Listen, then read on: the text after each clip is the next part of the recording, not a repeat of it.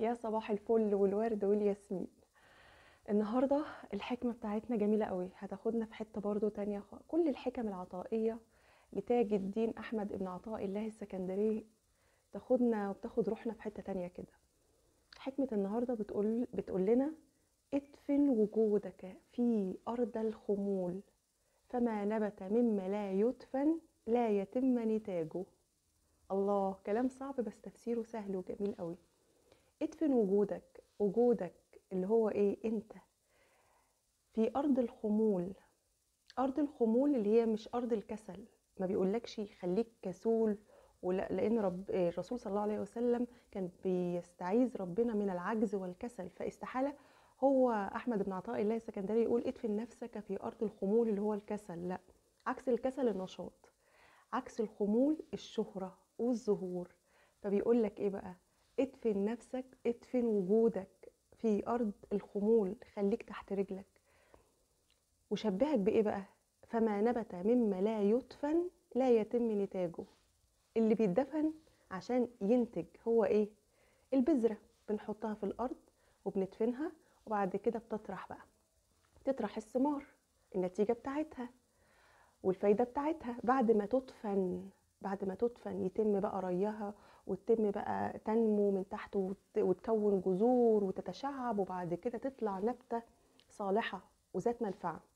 فالإنسان اللي بيحب الشهرة وبيحب الظهور دون أن يدفن نفسه في أرض الخمول، الخمول ده اللي هو الخمول الإيجابي اللي كله نشاط بس من غير ظهور.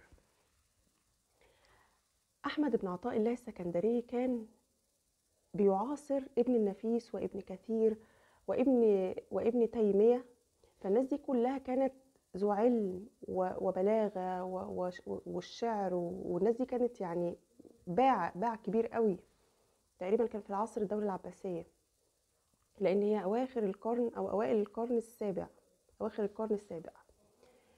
فالناس دي لما كانوا بيطلعوا يقولوا كلام ما كانش أي كلام، بس كان اللي بيدفن نفسه وجوده في أرض الخمول يقعد يعمل ركنة كده مع نفسه، يجيب علم من هنا وعلم من هنا وعلم من هنا وعلم من هنا ومعلومة من هنا، ويطلع يقول، غير اللي بيطلع يقول أي كلام.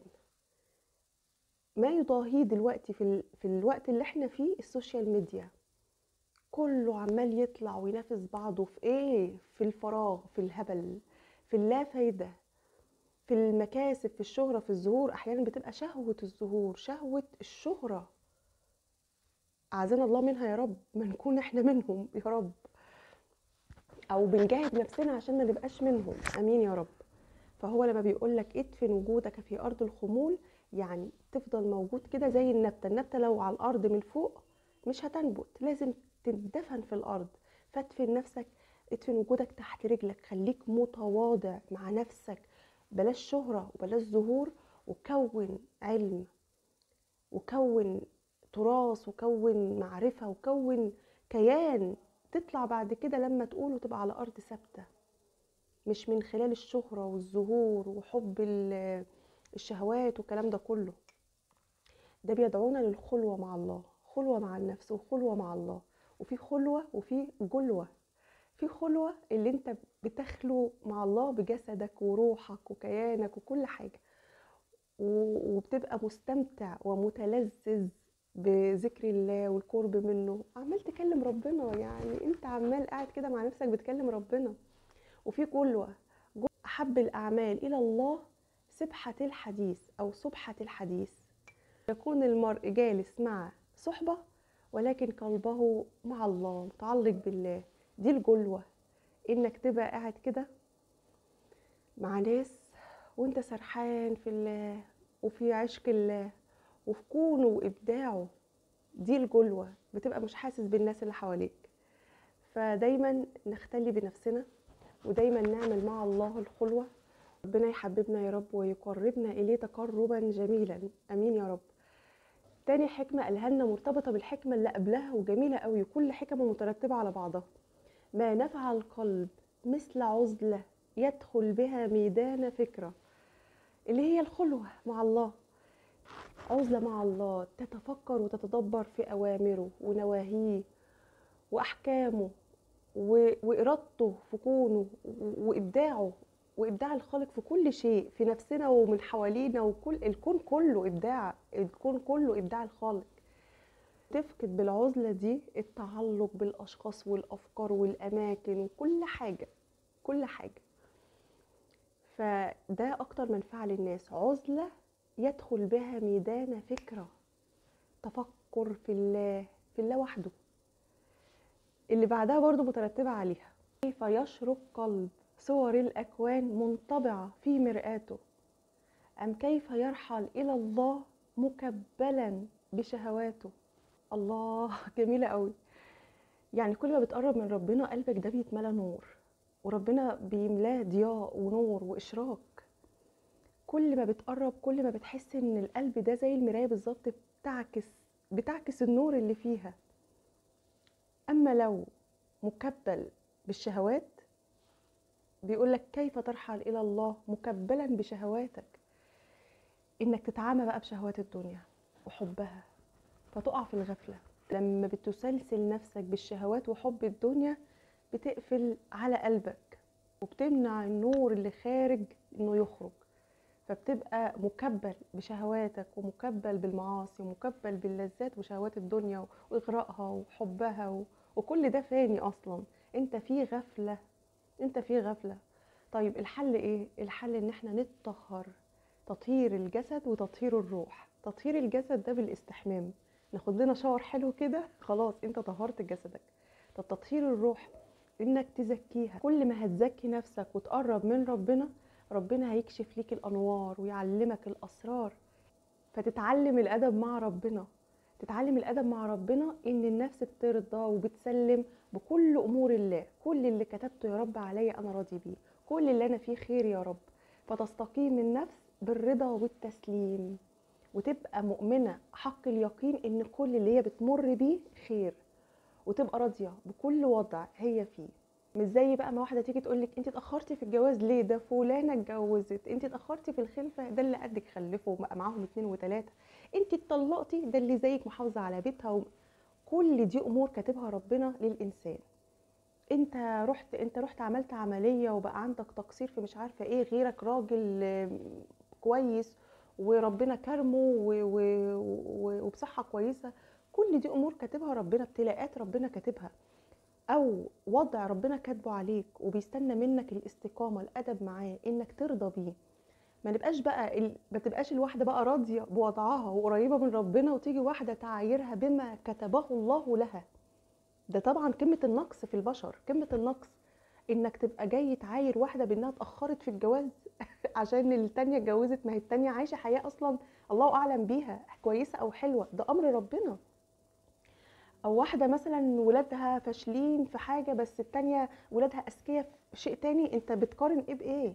دي فروقات، وفي حاجات بتبقى من عند ربنا كده. هو ذكي في الحته دي وعنده ذكاء اجتماعي مثلا، مش عنده ذكاء دراسي. مش ما ينفعش نتباهى بشيء او نعاير بعض بشيء ربنا كتبه علينا. ما بالك كمان في ناس بتعاير بالخلق، ده دراعه مش عارفه ايه، ده وشها مش عارفه ايه، ده بتمشي ماشيه مش عارفه ايه. ده كل ده خلق ربنا، انك تتريق عليه او ظروف ربنا حطك فيها تقوم تعاير الناس بيها. انت في نقص، انت في نقص كبير، ونفسك مش مؤدبه مع ربنا، عارفه ان ده اللي كاتبه ربنا ليك. ربنا لما قال لنا قصه الاختيار، ان النفس مخيره ولا مسيره، هو ربنا الهمها فجورها وتقواها وقال لها تختار. هي اللي بتختار الفجور والتقوى، الاستقامه. لكن ربنا عالم مسبقا هي هتختار ايه، لكن مش هو اللي بيقول لها اختاري، هي اللي بتختار. كذلك قصه الرضا، هترضى ام مش هترضى، ده قصه الاختيار برضو. انا كاتب عليك كده، انت هترضى ولا مش هترضى؟ نقول له راضيين يا رب، كل مشوار حياتي انا راضي بيه، كل اللي تقسمه لي انا راضي بيه، كل الحياه جميله وكل اللي انا عشته جميل، والحمد لله على كل شيء. هو نفسك احسن من ملايين، لكن في احسن، طبعا في احسن. ولما توصل للاحسن هتبقى عايز الاحسن والاحسن والاحسن والاحسن، مش هيملى عينك غير التراب. لكن لو انت واقف في حته راضي قوي وعارف ان في ملايين يتمنوا الحته اللي انت فيها دي، انت وصلت لقمه الرضا والتسليم وقمه الراحه النفسيه وقمه الادب مع ربنا. أم كيف يرجو أن يفهم دقائق الأسرار وهو لم يتب من شهواته. عايز تعرف الأسرار وربنا ينور لك قلبك وانت لسه منغمس في شهوات الدنيا، بتحبها قوي وهي اللي في قلبك ومتعلق بيها؟ تعلق بالله وبالآخرة وعيش في الدنيا إنها زائلة وفانية، كلنا فانيين، كل ما فوق التراب تراب، كلها زائلة. يغمرك في نوره، الجأ له بقلب سليم، الجأ له بأدب، يغمرك في نوره، والله نور على نور، فيبقى كاشف عنك الأنوار والأسرار ومحل دنيتك. التدين أو القرب من ربنا ما فيهوش الالتزام اللي الناس كلها أو معظم الناس واخدة إن الالتزام شدية وحزم وجزم ولزم، ده بيحل الدنيا. يا ربنا دايما نقول لما نقرب من ربنا في خطوة كده نقول اللهم ثبتنا وزودنا، ما نبقاش في الحته دي وننتكس. ما احنا بننتكس وبنقع في الغفله ونقعد، بس الحمد لله ان النفس اللوامه ربنا بيحبها، بس لازم ننقي بقى، ننقي قلوبنا، ما نبانش قدام، ما نبقاش دايما همنا الناس وهتقول ايه والرياء ده كله، لا، ولا الخطط ولا المكايد ولا الاذى، نبقى بس لابسين وبنقرا قران وبنصلي لكن كل تفكيرنا في شهواتها وفلوسها ونفوذها، والحكام اللي بتاخدهم شهوات الكرسي، نفوذ الكرسي والمال والسلطه ده، ويبقى ظالم عشان شوية ايه؟ عشان مرض الشهوة، شهوة المال بقت في قلبه وشهوة الكرسي والنفوذ. هيقابل ربنا يقول له ايه؟ ده انا مشفقة على كل حاكم ظالم. هيقابل ربنا بتقل ذنوبه ده، هيقول له ايه؟ ظلمت شعب كامل، شعب كامل عشان شوية سنين وهموت. هو فين من رحمة ربنا اصلا؟ هو فين خياله من رحمة ربنا؟ كلها فانية وكلنا فانيين. بتجمع كل الفلوس دي عشان ايه؟ ده انت هتموت وشعبك هيموت وناسك هتموت وكل اللي انت بتلمه ده بيروح. لو نفهم الدنيا صح هنلاقيها، بصوا هي حاجة ولا تسوى حاجة غير بس ان ربنا، احلى حاجة فيها ان ربنا هو اللي خلقها فقط. دايما كده من الوقت للتاني حط نفسك في خلوة وادفن نفسك، ادفن وجودك في ارض الخمول مع ربنا كده، اقعد كده تفنن كده مع ربنا. سيبك من الرياء وحب الشهرة والظهور. والظهور مش معناها، بصوا خلي بالكم، في ظهور اللي هو في السوشيال ميديا حاليا اللي هو ممكن يكون القنوات والفنانين والافلام والمسلسلات، وممكن ظهور بالكلام ان انا بتفلسف بالكلام وعايزه اقول انا وانا وانا وانا وانا وانا ياما ضحيت وياما عملت وياما سويت وعايشه دور الضحيه ومفيش زينا، ده احنا. كل ده ظهور، حب ظهور وحب تعالي وحب تفاخر. الافقيه جايلي الافقيه ان اتكلم عن نفسي كتير. انا مين انا عشان اتكلم عن نفسي كتير؟ وبعدين مهما كانت الصعاب اللي انت مريتي بيها يبتلى المرء قدر ايمانه. لما انت تحس انك مؤمن حق، يعني لا يكلف الله نفسا الا وسعها، ربنا جاب لك الابتلاءات دي، ما تعيش انت بقى دور الضحيه. افرح ان ربنا حطك في الابتلاءات دي، ده انت صامد عشان انت قوي عند ربنا. اداك الابتلاء القوي ده اللي الناس كلها شايفاه قوي، بس هو شايفك عشان هتستحمله. كل اللي بيشتكي بقى وحاسس انه عمل اللي ما يتعملش ومستحمل اللي ما حدش يستحمله، ده رياء وحب ظهور وحب افق وعنده افقيه، غرور النفس وشهواتها واخداه. اما طول ما انت بتقول اللي حصل لي كله خير، وعادي جدا، عادي جدا. في ناس بتاخد قرارات صعبه قوي في حياتها وبتعدي بامور صعبه جدا، لكن وقتها بتبقى صامده، بتعدي بصدمات شديده، صدمات شديده جدا، وبيبقى ربنا حاطط في قلبها الصمود. الصمود ده مش جموديه ولا جفاء، الصمود ده ايمان قوي. كل لن يصيبنا الا ما كتب الله لنا. بتبقى قاعد كده صامد، الدنيا واخداك في حته ان في ربنا اقوى من كل الموقف اللي انت فيه، في ربنا قادر ياخد بظلمك لو كنت مظلوم، في ربنا قادر ياخدك برحمته ويحتويك لو كنت مجروح، في ربنا اللي بيطبطب ويحتويك، وفي ربنا اللي ابتلاك على قد ما شايفك قوي بإيمانك، عارف انه موجود وعارف انك هتستحمل الحتة دي. يبتلى المرء قدر إيمانه. فاللي بيشتكي كتير واللي بيحط نفسه دايما في دور الضحية ودايما عايز يبين للناس قد ايه هو كويس، شفتوا انا عملت ايه، ده رياء، ده كله رياء. لما نيجي نناجي ونناشد ونعمل خلوة تبقى مع ربنا، اذهب لربنا بالذلة بتاعتك، بالمعصية بتاعتك، حس ان هو الكبير، ما تستنجدش ببشر. الجأ لربنا بذلتك ومعصيتك بشكوتك، الجأ له بحبك، وحمدك وشكرك، الجأ له بتدبرك وتفكرك في خلقه وإبداعه في الكون بتاعه. توصل لمرحلة الرضا بيقين، الرضا بسعادة، الرضا بالاقتناع. انت مقتنع ان اللي انت فيه ده كله خير، ومش هيهمك وقتها ان في ظروف وصعوبات والماديات والاقتصاد رايح فين. والله العظيم لو هتوصل للمرحلة دي مع ربنا، انت مش هتحس بان في حاجة وحشة في الدنيا او حاجة وحشة انت بتمر بيها. بس لازم نخلص نفسنا من شهواتها، وتبقى راضي قوي في الحتة اللي انت فيها دي، راضي بيها جدا. كل الرضا، خلي بالكوا، في رضا وتسليم عن ان احنا عايزين نرضي ربنا لكن من جوانا حتة لسه فيها ندم، ورضا وتسليم تام ويقين وارتياح. هقول لكم الفرق ايه. حصلت لي حاجه كده ايام الجامعه، كنت بدرس مواد الصحافه والمسرح وتخصصت مسرح، فكان كل شغلنا مع المخرجين. درسنا الديكور والاضاءه وفن كتابه، نكتب سيناريو ازاي اوله واخره ودراسته ايه.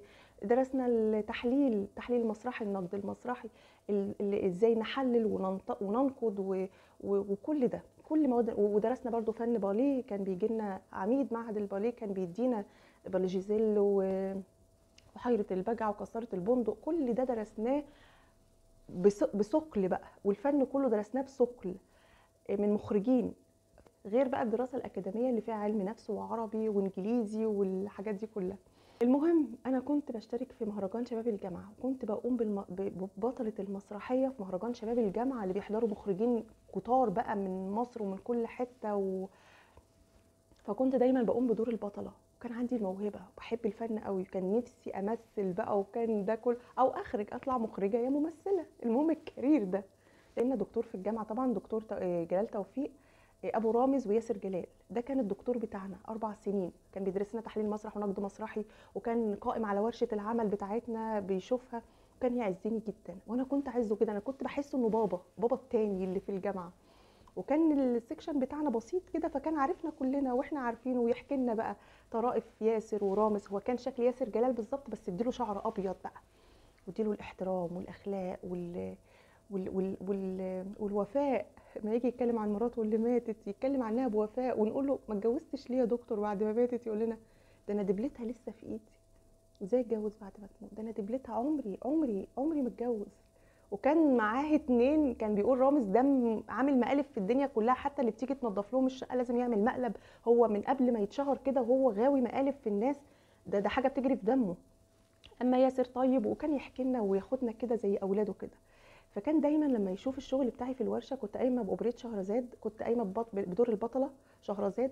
وكان شاف الموضوع بتاعي طبعا دي كانت ماده عندنا واخدت فيها امتياز، انا الوحيده اللي اخدت فيها امتياز. كل مواد المسرح والفن انا واخده فيه امتياز، حتى اللي طلعت الاولى وتعينت معيده، اللي رافعها عني شغل الفلسفه والتربيه وعلم النفس اللي هو الشغل الاكاديمي. انما كل المواد بتاعتي كانوا اصلا الدكاتره، كنت طالعه بترتيب الثالث على الدفعه، وكانوا عايزيني انا اللي ابقى معيده. في يوم ما انا عرضت الورشه اوبريت شهرزاد، هو شاف كده مع مجموعه المخرجين طبعا اللي قاعدين يقيموا، واداني، ويومها خدت امتياز. كل الكاست، حتى اللي لابسه خمار، حتى اللي كلنا بنمثل، دي ورشه علينا لازم نعملها. فكنت بقوم بمهرجان شباب الجامعه، مسرحيه صغيره ومسرحيه كبيره مرتين في السنه، دور البطله. وكمان اثناء بقى الشغل بتاعي في الدراسه قايمه باوبريت شهرزاد، كنت انا دور شهرزاد.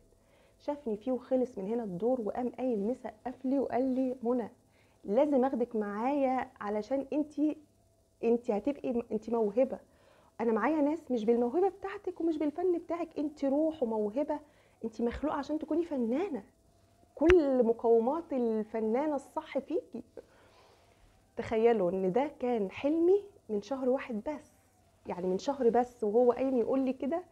انا المفروض ابقى الواو بقى فرحه. اي حد في الجامعه كلها، اي قسم في الجامعه كان يتمنى وجود الدكتور ده ساعه دخلته كده، يتمنى بس يشوفه في مشهد عشان يقول له تعالى معايا. تخيلوا بقى ان هو يقوم ويسقف لي ويقول لي انت اللي هاخدك، فهو بيعرض عليا حاجه الف من يتمناها، وهو ده الكارير بتاعنا، فانت عايزه ايه اكتر من كده؟ كنت بس من شهر واحد بدأت. احنا ملتزمين وكويسين وكل حاجة، لكن بيبقى فيه ثغرات كده معينة، القلب لسه متعلق، هبقى فنانة وهبقى مشهورة وكل مسرحية اقوم بيها في اثناء الجامعة مخرجين كتيره جدا يكلموا بابايا، وبابايا كان يرفض، يقول لي على قد يا بابا، كان شايف الشغف اللي عندي فيقول على قد الجامعه. وخصوصا ان مسرحيات الجامعه فيها حدود، يعني دون تاتش ومفيش دمويه ومفيش فيها امور فيها حدوديه، فهو كان يقول على قد الجامعه وخلاص. فكان اي مخرج بعد المسرحيه على طول ما نقضيها في مهرجان شباب الجامعه يتصلوا بيه مخرج كل يوم، والله قد 3 أو 4 مخرجين يطلبوني، واقصر الثقافه وهنا وهنا. بابا كان يرد لا، بس انا بقى عندي الشغف بس سايبه بابا يقول اللي يقوله. لحد ما جيت سمعت عمرو خالد، ايام كده ما كان عمرو خالد منتشر بقى في عز انتشاره، وبقيت اجيب بقى حلقاته اللي هي كلام من القلب ورسائل من الله، واعيط وان الدنيا فانيه وازاي ومش ازاي، كنت متاثره جدا. فكنت بقى جيت في الاواخر كده بقضي الجامعه دي اللي هو اقضيها وبس، ولبست عبايات بقى كده من اللي هي الروشه برده الحلوه اللي هي البناطيل من تحت دي، وبقى على قد ما انا عايزه التزم، عايزه اجيب نفسي. وبقيت من المسجد اللي قصاد الجامعه للجامعه، ومن الجامعه للمسجد، اخلص واروح. التزمت قوي. وكان الدكتور لما قال لي كده انا كنت بقضي واجبي بقى، وبريد شهرزاد ده بقضيه عشان ده ماده عندنا ولازم انجح فيها. بقضيها بالامكانيات وكل شيء، بس انا مش هتوغل في الكارير ده، لعله لان ربنا مش راضي عنه، او في شك، او في يعني انا خلاص ببعد، عايزه ابقى مقربه بس من ربنا، وقلبي ده مع ربنا وبس. فهو قال لي انا هاخدك يا منى، انا هاخدك معايا وكده، وانا قلت له لا يا دكتور، لا يا دكتور شكرا انا ما. فضربت الدكتوره عزه اللي هي مخرجه برضو، كلهم بقى مخرجين، قالوا له هي شكلها بتحب حد وبيقول لها مش هتمثلي انا قلت لها ايوه، ايوه دي كنت انا بيني وبين نفسي كده، هو ربنا. ما كنتش وقت الجامعه ليه علاقات باي حد، ولا ليا الكلام ان انا اجري مع حد واحب حد، وما كانش ليا في الكلام ده خالص. فحسيت كده ان انا كنت كنت متعلقه بالله بس، وعايزه الجامعه دي تخلص وخلاص. ولما يقولوا لي انت كنت المفروض تبقي المعيده ويتناقشوا في الموضوع، والله العظيم ما كان بيهمني الكلام ده، ولا كانت يعني ما كانش بيبقى شغفي اي حاجه تانية. في البروفه كده المخرج يلاقيني سرحت، اوقع الموضوع كله، بس هي في البروفه انا كنت في العرض ببقى تمام، فاسرح كده، او في البريك اسرح كده، يقول لي سرحانه في ايه يا منى، اوعي تكوني بتحبي. اسرح كده وابقى عايزه اقول له انا كنت وقتها ببقى سرحانه مع ربنا، قسما بالله كنت ببقى سرحانه كده في ورقه الشجره اللي مرسومه مع السماء، ازاي ابداع الخالق ده. دايما كنت اسرح في الفراغ، مش في حد ولا كيان ولا دنيا ولا اي حاجه. فكنت بقضي البروفات عادي لانها ملزمه اثناء الجامعه، بس كنت وقتها بقى بقرب وقربي ده كان قربي جميل قوي. دايما سرحانه فين؟ في الله. فكان السرحان في الله ده حاجه حلوه، حاجه حلوه قوي قوي، وبتحسسني بسعاده. حتى كانوا كلهم قابل كده وعايزين يخلوني قابل، لازم ابقى قابل مع حد. فكان كتير كده يجي يحاول، اقول له ليه يعني، ما احنا اخوات، احنا اخوات، هو لازم نعيش العشق والحب والكلام ده. حتى انا في الحته دي من نفسي ما كانش ليا فيها في الجامعه. فالحمد لله كان ربنا خير حافظ، ربنا خير حافظ. ندعي لاولادنا كتير عشان ربنا اللي بيحفظهم، بيحفظنا وبيحفظهم.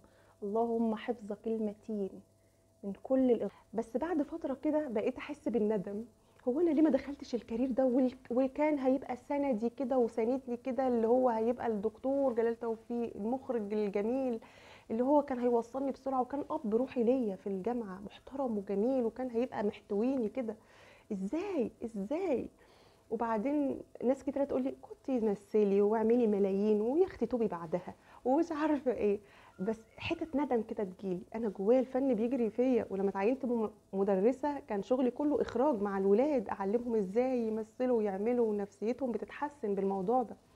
ومن الوقت للتاني كان بيجيلي حته ندم كده، حته ندم كده، انا ليه بس ما العمر بيجري، فات يجي 19، انا كان عندي وقتها 19 20 سنه، فات بيفوت كتير اهو، فات يجي 18 19 سنه، ولسه بروح وباجي. بس اقول لا، هو ربنا اهم، لا ده شهوات الدنيا باخدها كده، بس جوايا لسه حته ايه الندم دي. اروح واجي واقول لا، هو كده حلو، ربنا راضي كده عني، فالحمد لله. انا بس وقسما بربي عرفت ان في رضا بيقين من خلال كام يوم بتفرج على مشهد في التلفزيون، واحده بعريه يعني جزء من جسمها، واقول يا الله، يعني هي عامله زي الدميه، حته الشطرنج، عبده لانسان عمال يحركها ويقول لها روحي هنا وتعالي هنا وبيني الحته دي وعري الحته دي، والحته دي لازماني، كانها تمثال. وهي كل ما تعري اكتر كل ما بتكسب اكتر. ايه المجال اللي انا كنت ببقى غاوياه قوي ده، وغاويه ابقى فيه وادخله وبندم، يعني عارفه ان انا ماسكه نفسي، لكن جوايا حته كده بتقول لي انا كنت هبقى محجبه، لا لا كنت هلتزم برضو، ما كنتش هبقى كده. بس ايه ده كله؟ ايه ده كله؟ والله العظيم عن كره وقرف، عن قرف وكره للمجال ده والكارير ده كله، لانه كله فساد. كارير كله فاسد، كارير كله حاجه، استغفر الله العظيم يا رب. ربنا يهديهم ويرحمهم برحمته، الا من رحم ربي. في دراما كويسه بتاخد بايدك الهدف، زي توظيف الدراما كده في الدين والاخلاق. وفي دراما تنهض بامه، وفي دراما تهد امه. الاعلام والدراما والفن، الفن الصح مش الفن اللي احنا بنشوفه ده خالص خالص. انما الممثله بتتوظف زي الدميه، تعري وتعمل وتسوي من اجل المال والشهره فقط، وبيبقى في قلبها مرض. اعتقد اللي انا كان عندي السنين دي كلها، بس انا الحمد لله ما دخلتش فيه، بس كان في حته كده في قلبي مريضه، عايزه تبقى في الحته دي، شهوه الفن بيجري في دمها. لكن انا الحمد لله مسكت نفسي من عند ربنا، ايقنت ان ربنا منعني عن الحته دي، لطف منه، لطف منه قسما بالله. انا امنت بيها بس من ايام، بس انا احترمت نفسي وما روحتش الكارير، وبابا كان رافض تماما وكل حاجه وبعدت، بس الحته اللي كانت جوايا دي اللي هي الندم راحت. وحمدت ربنا، حمدت ربنا ان هو نقذني وحماني. وكان المسافه دي كلها اللي انا بروح وباجي في غفله، في غفله كبيره جدا. فادركت وقتها بقى ان في غفله، واحنا بناخد نفسنا. ولما تدرب النفس على انها تخرج من الغفله، تخرج من الغفله، بعد كده بتبقى عندها الايمان يقيني، بتبقى على يقين، مقتنع، راضي باقتناع، راضي وانت مرتاح وسعيد، وحاسس ان فعلا ربنا حماك وحافظك.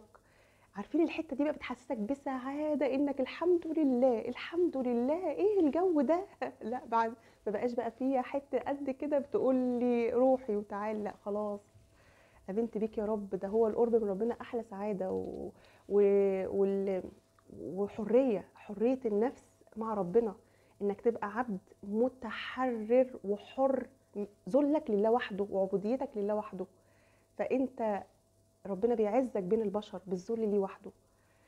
ومش معنى التقرب من ربنا ان احنا نبقى جافين وجامدين ولازم حازم يعني قاتل لابسه بقى لازم ايه اللي انت بتعمليه واحكم على الناس واقول خالص خالص. ده احنا في حته بعيده قوي، بعيده قوي لما نحكم على بعض ونقول إيه دي كويسه لا دي مش كويسه، ايه اللي هي بتعمله ده منظر، وده طبعا احنا كده فين، احنا فين من الاحكام دي؟ ربنا وبس، ربنا بس اللي يقول كده، ربنا بس اللي يحكم. لعل وعسى انا عندي اخلاص ونيه كويسه مش عندك، لعل وعسى انت احسن مني باخلاصك مع ربنا، ربنا اللي يعلم الاخلاص والنيه. النفس بتستقيم بالاخلاص والنيه السليمه والرضا والتسليم التام. ربنا يقربنا منه يا رب تقرب جميلا على يقين ورضا تام، على حب ويقين بان ربنا كل اللي احنا فيه، كل امر الله فينا خير، كل امر الله فينا خير، اؤمن بكده. واخلو بنفسك دايما، اعمل نفسك خلوه مع ربنا وانت هتحس بالجمال والسعاده واللذه. وندعي ربنا ما يرجعناش، لا يقربنا، ثم يقربنا ويثبت قلوبنا ويقربنا اكتر منه. ما نرجعش بقى، ما يجيش الصيف بقى نتهبل ونتجن يا رب امين يا رب. بقى بدعي ربنا انه يخليني في الحته الحلوه دي. مش عايزه انا اطلع اقول حاجه عشان شهره وفلوس لا انا عايزه اقول حاجه تفيد، انا عايزه اقول حاجه مقتنعه بيها، ومقتنعه ان انا في اخلاص مع ربنا. اهم حاجه النيه والاخلاص مع ربنا. ان شاء الله بكره حكمه جديده، وبتمنى ربنا يرضى عننا جميعا ويقربنا منه تقربا جميلا يا رب، ويرضى عنا ويغفر لنا ذنوبنا ويعفو عنا. امين يا رب العالمين. مع السلامه.